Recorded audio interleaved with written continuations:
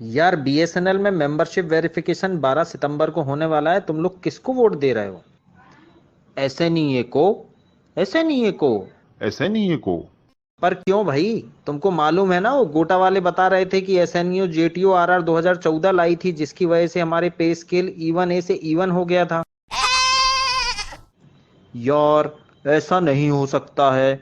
इससे एसएनईए को क्या लाभ? अरे ये डॉट वालों की एसोसिएशन है। एसएनईए के लोग जानबूझ के जेटीओ आरआर 2014 लाए, जिससे जेटीओ E1 पर आने लगे। अरे भाई लोग, और क्या हाल चाल, क्या बातें चल रही हैं?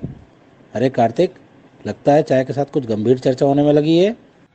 लो भाई, एसएनईए के एजीएस भी आ गए। इन्हीं से सच्चाई पूछ लेते। सर, एसएनईए ने जेटीओ आरआर 2014 का वेलकम क्यों किया था, या ये कहें कि विरोध क्यों नहीं किया? दुबे बता रहा है कि इसके आने के बाद से जेटीओ E1 में आने लगे और हमारी E2 की लड़ाई ही खत्म हो गई। भाई मेरे, कोई क्या कहता है, इस बात पे ध्यान देने से पहले बेसिक जानकारी तो ले लो यार।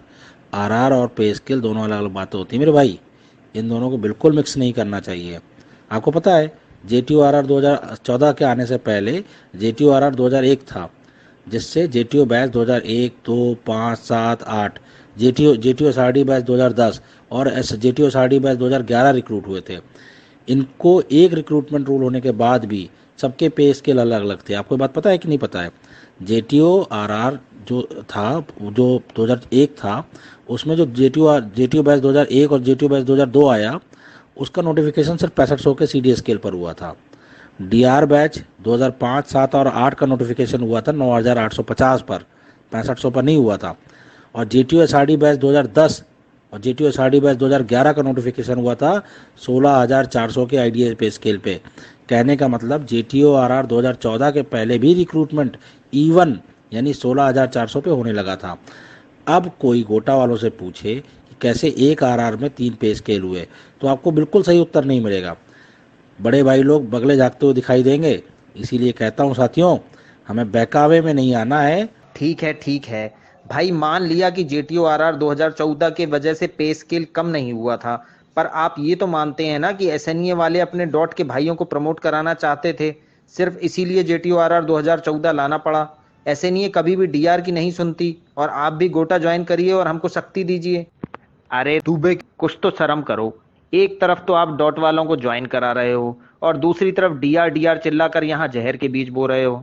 ये गोटा सीएचक्यू की मजबूरी हो सकती है, उन्हें इलेक्शन जीतना है। पर अरे जाने दो यार दूबे, हमारे यहाँ सभी का सम्मान होता है।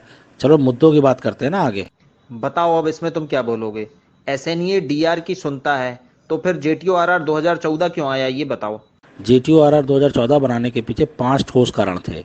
पहला कारण था कि बीएसएनएल में पहले कुछ लोग जेटीओ ऑफिसरेटिंग के पद पे हुआ करते थे। उनको जेटीओ के फाइनेंशियल बेनिफिट भी मिल रहे थे और वो लोग जेटीओ के रूप में काम भी कर रहे थे। वो लोग जेटीओ लुक आफ्टर नहीं थे, वो उन्हें बीएसएनएल मैनेजमेंट उन्हें रेगुलराइज करना चाहता था। यही तो मैं कह रहा था, सारा काम डॉट वालों के लिए करते हो, सिर्फ गोटा ही डीआर के लिए काम करती है। अरे आगे भी तो सुनो भाई। दूसरा कारण था, पुराने आरआर में वैकेंसी ईयर का प्रोविज़न नहीं था और वैकेंसी ईयर की जगह रिक्रूटमेंट ईयर के हिसाब से एआईएल बनी है। इसीलिए नए आरआर को लाना पड़ा, जिससे आगे की एआईएल की वैकेंसी ईयर के हिसाब से बन पाए। और इससे आगे आने वाले, पता है तुम्हें, आगे आने वाले जितने तमाम लफड़े हैं और कोर्ट केसेस, उनसे भी बचाया जा सकता था। तीसरा कारण था कि पुराने आरआर में जेई से जेटीओ जो लाइस के एग्ज़ाम में बैठने की एलिजिबिलिटी थी, वो 10 वर्ष थी, जिसमें पुराने आरआर में अमेंड करके 7 वर्ष कर दिया गया था। पर एसएनईए की डिमांड थी इसे 5 वर्ष कर दिया जाए, और उसी की देन है कि 5 वर्ष में हमारे छोटे भाई बहन लोग लाइस के एग्ज़ाम देने के लिए एलिजिबल हुए, और उनमें से कई लोग बने भी। देखा, एसएनईए पहले डॉट की बात करती थी, अब लाइस की बात करती है। इससे डीआर को क्या फायदा हुआ?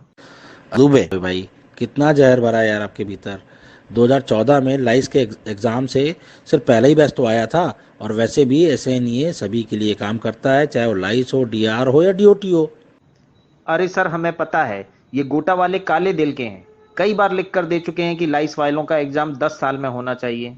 विजय भाई, अब बिल्कुल चिंता ना करो। एसएनईए अपने लोगों के हितों की पूरी रक्षा करता है और आगे भी करता रहेगा। तो चलो चौथा जो कारण था वो हम आज जानते हैं। जो चौथा कारण था, हमारे जो 2007 और 8 के जेटीओ भाई लोग नॉर्थ ईस्ट में या हार्ड टेन्योर में फंसे हुए थे, वहाँ से रूल रेट ट्रांसफ़र करवाने के लिए जेटीओ आरआर 2014 का भी बनना बहुत ज़रूरी था।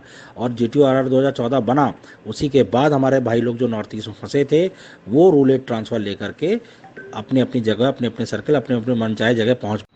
अरे सर, आप सही कह रहे हो। हम 2008 बैच के जेटीओ हैं, नॉर्थ ईस्ट में फंस गए थे। इसी आरआर के आने के बाद ही हमारा घर आना संभव हो पाया। Thank you SNEA. Welcome Kartik भाई। और पांचवा कारण था कि बीएसएनएल जो नए जेटीओ हैं उनको गेट के माध्यम से लाना चाहता था, अतः क्वालिफिकेशन में गेट को जोड़ करके नए साथियों का जल्दी से जल्दी बीएसएनएल रिक्रूटमेंट तभी संभव हो पाया जब जेटीओ आरआर 2014 लागू हुआ। पर सुनो, हम नहीं मानते। हमें बताया गया था कि एसएनईए कभी डीआर के लिए अच्छा कर ही नहीं सकती। ये कैसे हो गया? एसएनईए जिंदाबाद जिंदाबाद जिंदाबाद, एसएनईए जिंदाबाद जिंदाबाद जिंदाबाद। अदासुल साहब आगे बढ़ो, हम तुम्हारे साथ हैं। एसएनईए जिंदाबाद जिंदाबाद जिंदाबाद। पकड़ो सूबे को, ये बहुत झूठ बोलता है। चलो भाई, निकल ही लेते हैं पतली गली से, यहाँ तो सुताई पक्की है। छोड़ो, जाने दो यार, पहले चाय पिलाओ। अरे आगे बातें तो होती ही रहेंगी, हम कहाँ भागे जा रहे हैं। एसएनईए जिंदाबाद जिंदाबाद जिंदाबाद, एसएनईए जिंदाबाद जिंदाबाद जिंदाबाद जिंदाबाद।